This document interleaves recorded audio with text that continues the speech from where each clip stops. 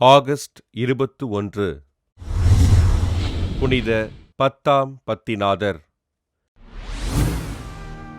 France நாட்டில் ரியேஸ் பகுதியில் வாழ்ந்த ஜியோவானி பட்டிசா சார்தோ மார்கரிதா பெற்றோருக்கு கிபி 1835 ஆண்டு பிறந்தார் திருத்தந்தை பத்தாம் பத்திநாதர். ஜோசப் மெல்கியோர் சார்தோ என்ற இயற்பெயரினை கொண்ட இவர் குருவாக விருப்பம் கொண்டு கிபி 1858 ஆண்டு குருவாக திருப்பொழிவு பெற்றார். மறையுறையில் சிறந்து விளங்கிய இவர் கிபி 1867 ஆண்டு பிரான்ஸ் நாட்டின் சால்சானோ பகுதியின் தலைமை குருவாக பொறுப்பேற்று ஆலயங்களையும் மருத்துவமனைகளையும் கட்டி எழுப்பினார்.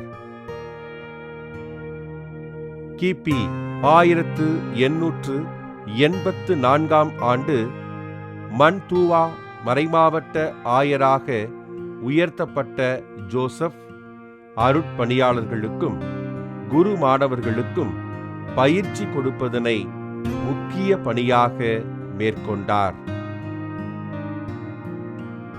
கிபி 1893 ஆண்டு திருத்தந்தை 13 சிங்கராயர் அவர்களால் கர்தினாலாக உயர்த்தப்பட்ட ஆயர் ஜோசப் கிபி 1903 ஆண்டு திருத்தந்தையாக தேர்வு செய்யப்பட்டு தம் பெயரினை பத்தாம் பத்திநாதர் என்று தேர்ந்து கொண்டார். கத்தோலிக்க கிறிஸ்தவர்கள் அனைவரும் அனுதினமும் நற்கருணை உட்கொள்ளலாம் என்று அறிவித்த இவர் கிபி 1918 ஆண்டு திருச்சபையின் சட்ட திட்டங்களை திருத்தம் செய்து புதிய சட்ட தொகுப்பினை வெளியிட்டார்.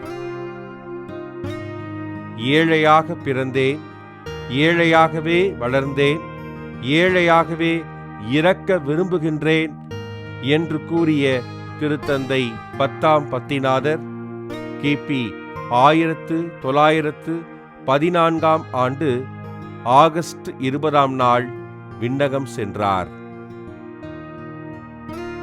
தனது ஆட்சி காலத்தில் திருச்சபையில் பல்வேறு சீர்திருத்தங்களை செய்து திருச்சபையினை நன்கு வழிநடத்திய திருத்தந்தை பத்தாம் பத்திநாதரை திருத்தந்தை 12ஆம் பத்திநாதர் 1954 ஆண்டு புனிதராக உயர்த்தி முதலாக நற்கருணை உட்கொள்பவர்களின் பாதுகாவலராக அறிவித்தார்.